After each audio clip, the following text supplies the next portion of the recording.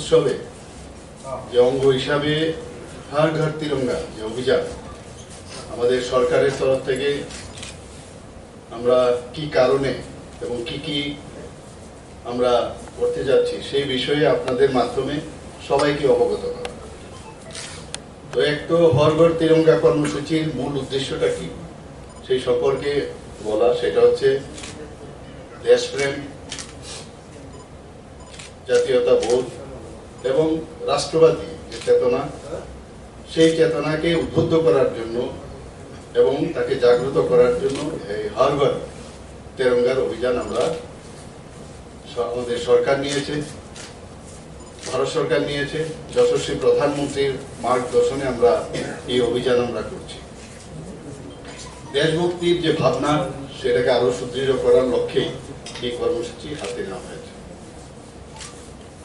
সবাই আমরা জানি যে স্বাধীনতার ৭৫তম বর্ষপূর্তিতে মোদিজির যে চিন্তা চেতনায় সব মানুষকে দেশপ্রেম ও দেশের মুক্তির সংগ্রামে নিবেদিত যারা বীর শহীদ তাদের প্রতি শ্রদ্ধা জানানোর উদ্দেশ্যেই এই হর ঘর তিরঙ্গার অভিযান নেওয়া হয়েছে।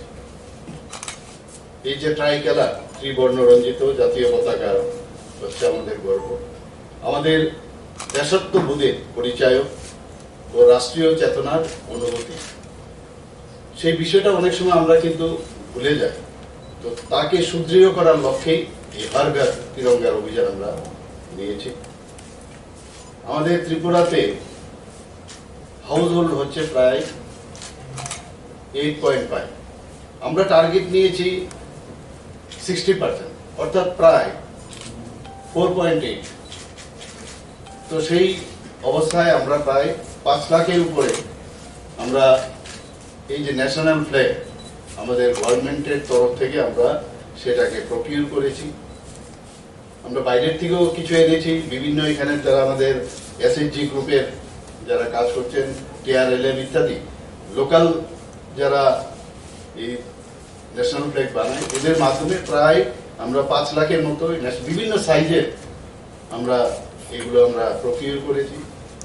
এবং এখানে সমস্ত আমরা বলেছি যে বিভিন্ন যেসব গভর্নমেন্ট ইনস্টিটিউশন আছে, স্কুল, কলেজ এবং আমাদের পঞ্চায়েতের মাধ্যমে আমাদের যে বিভিন্ন যেসব আগরতলা মিউনিসিপ্যাল কর্পোরেশন থেকে শুরু করে যেসব জায়গায় আমাদের মিউনিসিপ্যালিটি আছে, যেখানে আমাদের নগর পঞ্চায়েত আছে, তাদের মাধ্যমে এই যে ট্রাইকালার যে ফ্ল্যাগ আমরা বিতরণ করব। কিন্তু এখানে একটা জিনিস, যাদের সমস্ত ঘরে সেগুলো দেওয়া হবে কিন্তু সেগুলো দে হ্যাভ টু পারচেজ।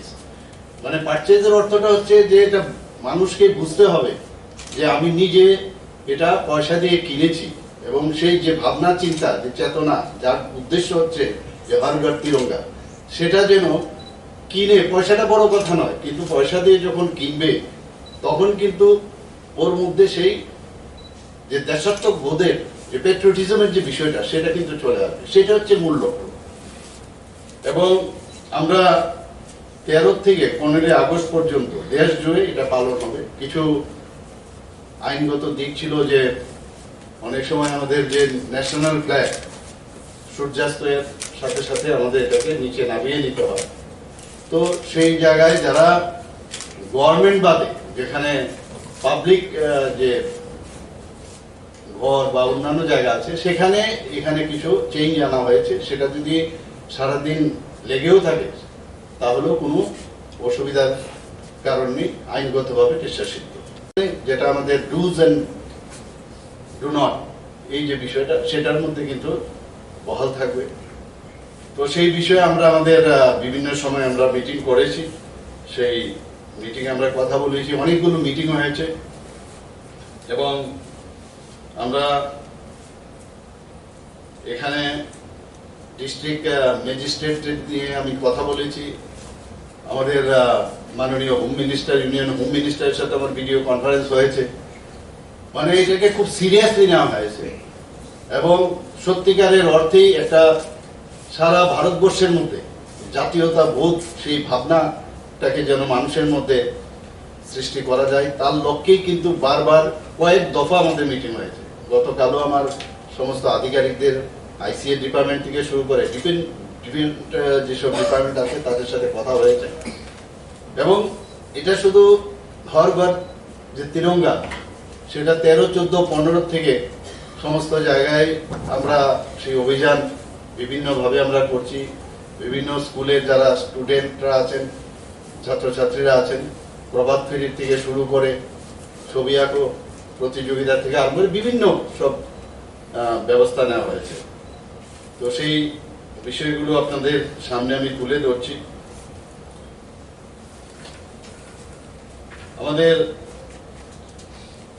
যে আরেকটা বিষয়, এখানে দেশপ্রেমের বিষয় তো আমরা বলেছি, আরেকটা হচ্ছে যাদের এই তিরঙ্গা যে আমাদের ন্যাশনাল ফ্ল্যাগ, সেটার মাধ্যমে আমরা যাদের আত্মবলিদানের জন্য আজকে দেশ স্বাধীন হয়েছে তাদের প্রতি শ্রদ্ধা নিবেদনের একটা বিশেষ, আমি বলবো যে এর মেন আরেকটা উদ্দেশ্য, মূল উদ্দেশ্য। তো সেই কারণেই আমি আপনাদের মাধ্যমে সবাইকে বলতে চাইছি,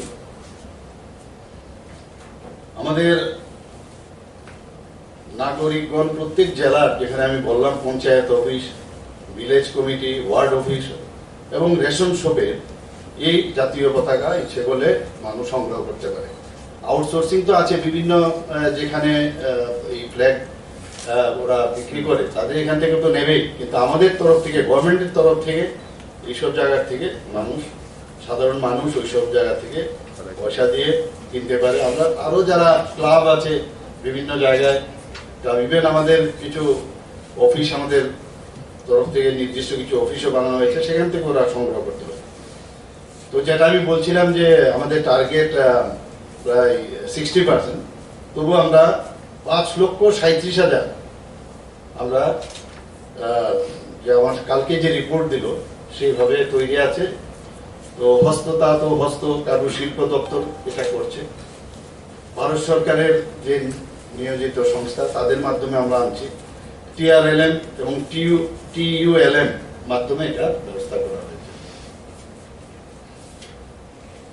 এবং এই যে ফ্ল্যাগগুলো আমরা জাতীয় পতাকা খুব মিনিমাম প্রাইস, যে প্রাইস আমরা নির্ধারণ করে দিয়েছি, সেই প্রাইসে ওরা এটা পাবে। এখানে হর ঘর তিরঙ্গা কর্মসূচিকে আরো যাতে রাজ্যব্যাপী আমরা প্রচারের উপর আমরা গুরুত্ব দিয়েছি। তো বিভিন্ন জায়গায় হোর্ডিং, ফ্ল্যাক্স ইত্যাদি লাগানো হয়েছে। FM চ্যানেলের প্রচার অভিযান চলছে। অডিও ঘোষণা বাংলা ও বড় ভাষায় প্রচার করা হচ্ছে। আপনারা নিশ্চয়ই শুনেছেন, আমার চিফ মিনিস্টার মাধ্যমে আমি আবেদন রেখেছি সমস্ত জনসাধারণের কাছে। এছাড়াও বাংলা ও হিন্দি ভাষায়ও প্রেরণামূলক ভিডিও তৈরি করা হবে, সেটাও এর মধ্যেই আপনাদের সামনে আসবে। এবং বিশিষ্ট যেসব ব্যক্তিবৃন্দ আছে, বিশিষ্ট সমাজের যারা বিশিষ্ট জনেরা আছেন, তাদের দ্বারা স্থানীয় টিভি চ্যানেলগুলোর মধ্যে আবেদন জানানো হবে। তাদেরকেও আমরা বলবো যাতে টিভি চ্যানেলের মাধ্যমে সাধারণ মানুষের কাছে আবেদন করে এই অভিযানকে সাফল্য করার জন্য। তথ্য সংস্কৃতি দপ্তরের উদ্যোগে আগরতলা শহরের উজ্জয়ন্ত প্রসাদ প্রাঙ্গণে, city centre, heritage park, MBB college, কেন্দ্রীয় বিশ্ববিদ্যালয়ের সামনে আমরা একটা সেলফি বুথ, আপনারা দেখেছেন উজ্জয়ন্ত প্রসাদের সামনে যে অনেকে সেলফি তুলে, তো সেইভাবে আমরা ওই দিন এটাকে সেলফি বুথ আমরা তৈরি করছি। তো এই সেলফি বুথে জাতীয় পতাকার সঙ্গে ছবি তুলে এখানে hartiranga.com এই ওয়েবসাইটে সবাই দিতেও পারবে। তো সেই ব্যবস্থা আমরা করেছি এবং আপলোড যেন করে সবাইকে আবেদন করব যারা যারা এই সেলফি তুলবে। এবং শুধু তাই নয়, যারা যারা বাড়িতে এই জাতীয় পতাকা উত্তোলন করবে তারও যাতে ওই ওয়েবসাইটে উত্তোলনের পর সেটা দেয়, সমস্ত মানুষ যাতে জানতে পারে, একটা সত্যিকারের অর্থে একটা উৎসবের মেজাজ যেন এই অভিযানটা সফল হয়, আমরা সেই ব্যবস্থা আমরা করছি। আমি যাচ্ছি, আমরা 7 মিনিট করে সমস্ত যারা চিফ মিনিস্টাররা আছেন, only they will be allowed only for 7 minutes to talk. তো 7 মিনিটের মধ্যে আমার প্রিপারেশন করতে হবে, মেইন বিষয়গুলো আমার বলতে হবে, তো সেই জন্যই যাওয়া। এক্স্যাক্টলি আমার কাছে শিডিউলটা আসেনি, তবুও আমার মনে হয় মিড নুনেই হওয়ার চান্স আছে, এবং 6 এবং 7 দুদিন আমার কাছে যা খবর এখন, কিন্তু আমি I am going on 5th in the evening, 2 দিনের প্রোগ্রাম হাতে নিয়ে যাচ্ছে। Which are the sectors we can expect from you to emphasize on particular project in front of the Prime Minister? No, I cannot emphasize.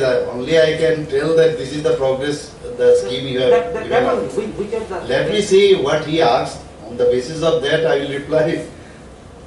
There are so many issues on which I should emphasize. Presently, though, I cannot give you the guarantee that, or I cannot tell you that these issues should be pointed out. But there are so many issues. But in meeting by yourself, you cannot create or can tell that these issues should be addressed. Specific issues already he always asks like this. And agenda is already set. Agenda though I have yet to receive. Let's see. But mainly the projects he has given for all the states, and what are the progress only for these only. Flagship programs and flagship programs. Yes, there are so many flagship programs. Sir সামাজিক ভাতা 2000 টাকা দেওয়ার প্রক্রিয়া কোন জায়গায় দাঁড়িয়ে আছে? কবে পুজোর আগে বলেছেন নির্দিষ্ট হবে। আরেকটা বিষয়, কর্মচারীদের আজাদিকে অমৃত মহোৎসব আগে কমপ্লিট করি, কর্মচারীদের আদারওয়াইজ ডাইলিউট হয়ে যাবে। কর্মচারীদের বকেয়া দিয়ে আমার আজ মেইন ফোকাস হচ্ছে প্যাট্রিয়টিজম, আমাদের দেশের জন্য চিন্তা ভাবনা করা, তারপর বাকিগুলো হবে। আমার একটা প্রশ্ন আছে যে সাবরুমের যে মৈত্রী সেতু অনেকদিন হয়ে গেল, ইনোভেশন হয়েছে, এটা এখনো হয়নি বা ইউজ করেনি, এটা তো ওয়েস্টেজ অফ। না দ্যাট ইজ ট্রু। আমি এই বিষয়ে সত্যি এটা আমিও খুব বিষয়ে কথা হয়নি যে তা না, কিন্তু এটা বাংলাদেশের কিছু জায়গার মধ্যে এখন এটা কমপ্লিট হয়নি। তো যেহেতু এটা আমাদের হাতে নেই, ওনাদের সাথে আমি বলেছি, এখানে যারা বাংলাদেশে এখানে প্রতিনিধিরা আছেন, আমি ওনাদের সাথে অলরেডি এমনিতে সৌজন্যমূলক সাক্ষাৎকার আমার হয়েছে, কিন্তু আবার বলেছি স্পেসিফিক এই ইস্যুটা নিয়ে ওনাদের সাথে আমি কথা বলি, কিন্তু এটা কথা হবে কিন্তু 2 দেশের মধ্যে। তো সেন্ট্রাল গভর্নমেন্টের আমি বছরে আনবো, ওনাদেরকে বলবো, কিন্তু আমি এটা এই বিষয়টা কিন্তু খুব এই বিষয়টার দিকে আমি নজর আছে, নিশ্চয়ই করবো, হয়েছে যখন হবে। তারপর আরেকটা প্রজেক্ট রেলও খালি ডিলে হচ্ছে, মানে আখাউড়া বঙ্গোপসাগর থেকে, এটাও ডিলে হচ্ছে 3-4। না এখন তো প্রোগ্রেস আমি দেখলাম ভালোই হচ্ছে, হবে টাইমলি হবে। তারা তো বলেছে একটা ডেট তো দিয়ে দিয়েছে, সেদিন দেখলাম তো কোথাও বলেছে যে একটা ডেট ওনারা কিন্তু বলে দিয়েছে। এই বিষয়গুলো কি আপনারা গভর্নমেন্ট অফ ইন্ডিয়ার কাছে বলবেন? নিশ্চয়ই, কেন তো আমার সাথে রেলওয়ে মিনিস্টারের সাথে অলরেডি কথা হয়েছে, গত ভিজিটে আমি যখন গেলাম ওনার সাথে আমার কথা হয়েছে। তো আরো অনেক বিষয়ে, রেলের বিষয়ে ওনাকে আমি বলেছি, he is very much generous, উনি বলেছেন যেটা সম্ভব হবে নিশ্চয়ই করবেন। আরেকটা সময় আছে যে আগরতলা থেকে যে ট্রেনগুলি যায়, অনেক সময় রাত্রিকালীন অবস্থায় চট করে ট্রেনগুলি মানে স্টল হয়ে যায়, কারণ ওরা নাকি সিগন্যাল পায় না, এটা তো কেমন মনে হয়? এই বিষয়গুলো নিয়ে আমি কথা বলেছি, ডাবল লেনের কথাও বলেছি, অনেক সময় যে ডাবল লেন থাকলে সুবিধা হয়। তো নিশ্চয়ই এগুলো উনি শুনেছেন, রেল মিনিস্টারের সাথে, রেল মিনিস্টারের সাথে আমার কথা হয়েছে, ডাবল রেলের কথাও চিন্তা ভাবনা আছে, তাহলে ওইসব সিগন্যালের বিষয়টা আমার মনে হয় অনেকাংশে কমবে। কোন বিষয়গুলোতে সাফল্য এসেছে আর কোথায় ঘাটতি আছে কোনটা? না এরকম কিছু না, সবকটাই মোটামুটি আমি যেটা বললাম না, বেশিরভাগ ক্ষেত্রে আমাদের সাফল্য আছে, মানে কয়েকটা বিষয় আছে যেটা এক্সপ্লেন করার দরকার, এই পার্টিকুলার এই বিষয়টা আমাদের এখানে প্রযোজ্য না, এরকম এক্সাক্ট ডাটা তো এখন আমার কাছে আনিনি, কিন্তু যে বিষয়গুলো আছে ওইগুলি এক্সপ্লেন করা, এরকম না যেটা এখানে আমরা ইচ্ছাকৃতভাবে আমরা করতে পারি, এরকম না, যেটা আমাদের ত্রিপুরাতে এটা সম্ভবই হবে। ফর যেমন কিছু বিষয় আছে, ধরুন হর ঘর মে জল বা নল জল, এটা ইয়ে নিয়েছি, তো এখানে দেখা গেছে আমাদের প্রায় 52% আমরা কিন্তু আমাদের যে টার্গেট তার থেকে আমরা 52% আমরা করেছি। তো এই বিষয়টা কেন এটা 85 বা 80 আপনি টার্গেট করেছেন সেটা কমপ্লিট হলো না। তো এখানে যেমন আছে ধরুন কোভিডের আগে টেন্ডার হয়েছে, কোভিডের আগে যখন টেন্ডার হয়েছে তখন যারা কন্ট্রাক্টর তারা যে রেটটা দিয়েছে, এখন কোভিডের পরে করতে গিয়ে দেখা গেল লোহার দাম বেড়ে গেছে, পাইপের দাম বেড়ে গেছে, ওই টাকায় কিন্তু ওরা এখন করতে পারছে না। তো এরকম একটা ইস্যু, এটা আমার এক্সপ্লেন করতে হবে। বহু জায়গায় আছে যেখানে জলের উৎস সমস্যা, পাহাড়ি এলাকায় বিশেষ করে, তার টার্গেট থাকলেও কিন্তু সেখানে করা যাবে না। এই একটা বিষয়টা যে কিভাবে করা যায়, তো এইভাবে মানে ওইভাবে আসে। একটা উদাহরণ দিলাম আপনাকে। Sir, we have seen that after Dr. Manik sir became the chief minister, he has changed in the administration with the CS and the DGP also. And yesterday we have seen police action also, even on the BJP workers they were recruited. Does Manik sir gives a message that peace is very much required, no one will despair? Now, peace, this is a continuous process. Manik Shah has not invented it. So it's a normal process. It will go. My predecessor also did the same thing. Just I am carrying forward what he has done. So individually Manik Shah cannot do or CM cannot do. This is our continuous process, and development is our main motto. Sir, কালকে আপনি light house project visit করেছেন, ডিটেইলটা কেন সেখানে তো গিয়ে দেখলাম, তো অনেকগুলো বিষয়ে বললাম। এখানে আমার বছরে এসে সব জায়গায় হতেই পারে, জায়গায় গেলে রাস্তা দিয়ে গেলে কোনো জায়গায় স্মুথ রান তো হয় না, কোনো জায়গার মধ্যে হঠাৎ করে দেখা গেল রাস্তা কাটা। ঠিক আছে, দেখবো এটাকে কিভাবে যেন না কাটে, ইত্যাদি এগুলো থাকে অনেক জায়গায়। স্যার, গত দুদিন আগে দেশের প্রধানমন্ত্রীর সঙ্গে আপনি ভিডিও কনফারেন্সে কথা বলেছেন উজ্জ্বল ভারত উজ্জ্বল ভবিষ্যৎ পাওয়া 2047। কি বিষয় নিয়ে কথা হয়েছে? না, এটা হচ্ছে যে আমাদের যে রুফটপের বিভিন্ন ইনোভেটিভ যে পাওয়ার প্রধানমন্ত্রী নরেন্দ্র মোদীজি, আপনার চিন্তা করুন যে উনি কি করেন প্রতিটা জিনিসে। ক্রয়ের একজন বিভিন্ন জায়গায় আমরা যে এই ধরনের কিলোওয়াটে বিভিন্ন জায়গায় আমরা পাওয়ার সোলার পাওয়ার বা আরো অনেক জায়গার মধ্যে অনেক ইনোভেটিভ কিছু করেছে। আমাদের এখানে সোলার রুফটপে করেছে। এর জন্য আমাদের তরফ থেকে সাহায্য প্রায় 10 লাখ টাকার মতো দেওয়া হয়েছিল। তো যেখানে বিজলি পৌঁছতে পারবে না বা সোলার পাওয়ারের মাধ্যমে, তো এই বিষয় নিয়ে কথা হয়েছে বিভিন্ন প্রদেশের। এর মধ্যে ত্রিপুরা তো আমি ভাগ্যবান আমরা যে প্রধানমন্ত্রী নরেন্দ্র ডাইরেক্ট ওনার সাথে কথা বলেছে যে কিভাবে হলো। ও নিজেও বিক্রি করছে এখন বিজলি, এবং ওর কি সুবিধা হচ্ছে। আগে টিভি দেখতে পারতো না, রিচার্জ করতে পারতো না, এখন মোবাইল ছাড়া তো ভাবতেই পারে না কেউ। তো ওর যে কি লাভ হয়েছে, পড়াশোনার জন্য লাইট পাচ্ছে। তো এই বিষয়গুলো আর কি মেইন হচ্ছে এটা নিয়ে। Thank you. 2022-এ আমি মাননীয় কেন্দ্রীয় স্বরাষ্ট্রমন্ত্রী, একটু আগে আমি বলেছি, অমিত শাহজি, কেন্দ্রীয় সংস্কৃতি মন্ত্রী জি কিষাণ রেড্ডি এবং কেন্দ্রীয় মন্ত্রকের আধিকারিকদের সাথে এই হর ঘর তিরঙ্গা কর্মসূচিকে সফল করার জন্য একটা ভিডিও কনফারেন্স করতে হয়েছে। এরপর আমি যেটা 25শে জুলাই 2022 আমাদের চিফ সেক্রেটারির উপস্থিতিতে বিভিন্ন দপ্তরের সচিব, ওয়ার্ড জেলার জেলাশাসক, পুলিশ সুপারদের নিয়েও আমি ভিডিও কনফারেন্সের মাধ্যমে ভার্চুয়াল সবাই আমি উপস্থিত হই এবং ওনাদেরকেও সেই বিষয়ে যে বিষয়গুলো বললাম সমস্ত ত্রিপুরাতে যেন এটা সফল হয় সেই বিষয়ে আমরা কথাবার্তা বলি। প্রায় 3 দফায় প্রস্তুতি ও পর্যালোচনা এখানে হয়েছে ত্রিপুরাতে। তো আমরা ব্যাপক সংখ্যক লিফলেটও তৈরি করেছি, বড় ভাষায়ও করেছি, বাংলাতেও করেছি, সেগুলোরও বিতরণের ব্যবস্থা আমরা করেছি।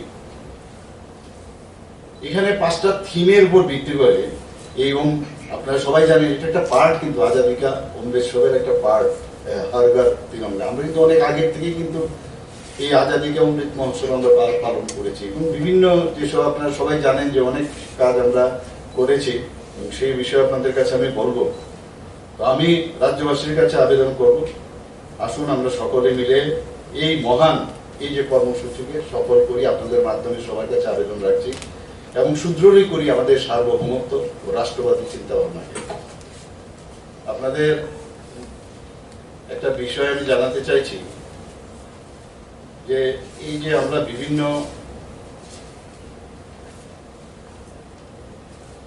যেসব আজাদিকে অমৃতসরের যে বিষয় আমরা অনেকদিন থেকে শুরু করেছি, সেখানে 10টা স্টেটের মধ্যে কিন্তু এই যে র্যাঙ্ক আমাদের হয়েছে, এই আপলোডিং বিভিন্ন যে কাজগুলো হয়েছে তার মধ্যে আমাদের র্যাঙ্ক হয়েছে এই 10টা রাজ্যের মধ্যে আমরা একটা।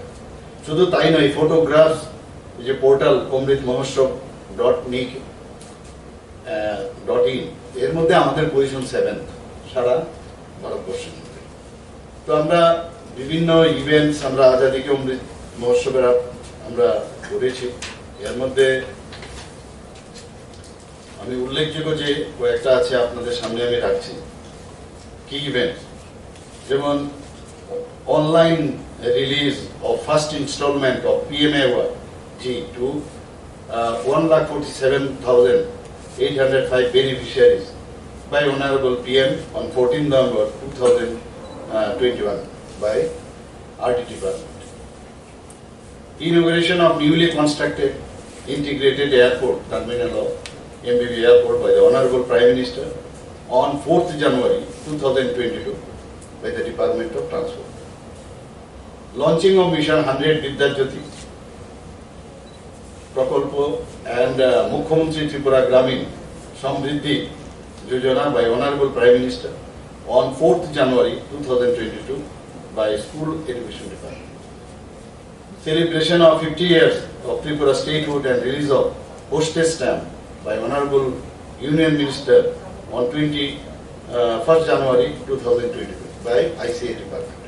এই ধরনের কিন্তু আমরা ইভেন্ট, ওই যেটা আমি বললাম যে আমরা 10th এর মধ্যে আমাদের সারা ভারতবর্ষের মধ্যে আমরা এই পজিশনে আছি, এবং এই যে বিভিন্ন ফটোগ্রাফ আমরা দিয়েছি তাতে সারা ভারতবর্ষে আমাদের র্যাঙ্ক হচ্ছে 7. Civil State Civil Awards, Statehood Day Awards Conference conferred among the civilian for commendable contribution in various fields on 21st January 2022 by ICA Department. এরকম অনেক আছে, আমি কয়েকটা আপনাদের সামনে তুলে ধরলাম। তো তাছাড়া আপনারা জানেন আজাদি কে অমৃত মহোৎসবের কারণে আমাদের যশস্বী প্রধানমন্ত্রী চেয়েছেন যে সমস্ত ত্রিপুরাতেও অমৃত যে সরোবর সেটা যেন খনন করা হয়, এবং তার কারণও উনি বলছেন যে আগামী দিন এই জলাশয়গুলো প্রকৃত অর্থে মানুষের কাজে আসবে। আমরা জানি যে মহারাজাদের আমলে প্রচুর, মানে ত্রিপুরাতে বিশেষ করে প্রচুর পুকুর খনন হয়েছে। সেইভাবে আমাদের এখানে প্রায় 800-এর মতো আমরা সেগুলো আমরা নির্দিষ্ট করেছি। সেখানেও প্রায় আমার কাছে যা খবর এসছে 50-র মতো পুকুর খনন কাজ শুরু হয়ে গেছে, কয়েকটা প্রায় কমপ্লিট, এবং সেখানে সৌন্দর্যায়ন করা হবে। 1 একর মিনিমাম 1 একর পর্যন্ত এক একটা এই সরোবর বানানো হবে বিভিন্ন জায়গায়। তো এটা একটা বিশাল বিষয়, তো সারা ত্রিপুরাতে যেটা হবে। এবং এগ্রিকালচার ডিপার্টমেন্ট থেকেও আমাকে কালকে জানিয়েছে যে পুকুর এই যে সরোবরগুলো বানানো হবে তার চারিদিকে গাছপালা এইসব সৌন্দর্যায়নের জন্য আমরা চেষ্টা করি। তো শুধু তাই না, আমাদের আরো কিছু যে অমৃত মহোৎসবের যে আমাদের যে বিষয় আজাদি কে অমৃত মহোৎসবের, যেমন পোষণ মেলা হয়েছিল, inspirational award for women empowerment under Beti Bachao Beti Padhao, সেটাও করা হয়েছে।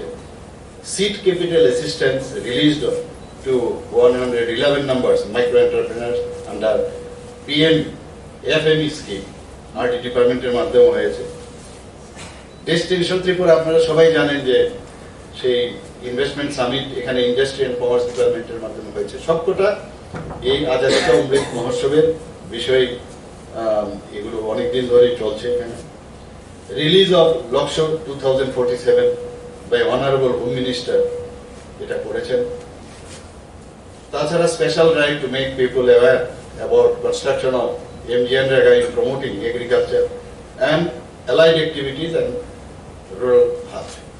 তো এটা অনেক বিষয় এগুলো করা হয়েছে। তো এখানে আজকে আপনাদের আমি ধন্যবাদ দেব যে আপনারা এখানে এসেছেন, এবং আপনাদের মাধ্যমে আমি আবার সমস্ত রাজ্যবাসীর কাছে একটাই আবেদন রাখবো যে পেট্রিয়টিজম যেটা, সেটা কিন্তু আমাদের মধ্যে অনেক সময় দেখা যায় যে এই বিষয়গুলো কিন্তু আমরা অনেক সময় অবহেলা করি, যেটাকে কোনো অবস্থায় অবহেলা করা যাবে না। ইতিহাসকে আমরা সবসময় যেন স্মরণ করি, ইতিহাসকে স্মরণ করে যাদের আত্মবলিদানের কারণে এই আজকে ন্যাশনাল ফ্ল্যাগ আমরা তার সম্মান আমরা দিতে পারি, সেই কারণে সেই উদ্দেশ্য যেন সফল হয়, তার জন্য আমি সমস্ত যারা ত্রিপুরাবাসী আছে সবার কাছে আবেদন করব যে এই যে অভিযান সেটাকে সফল করা। ধন্যবাদ। Very much required, no one will despair. Now, peace, this is a continuous process. Manik has not invented it. So it's a normal process. It will go. My predecessor also did the same thing. Just I am caring for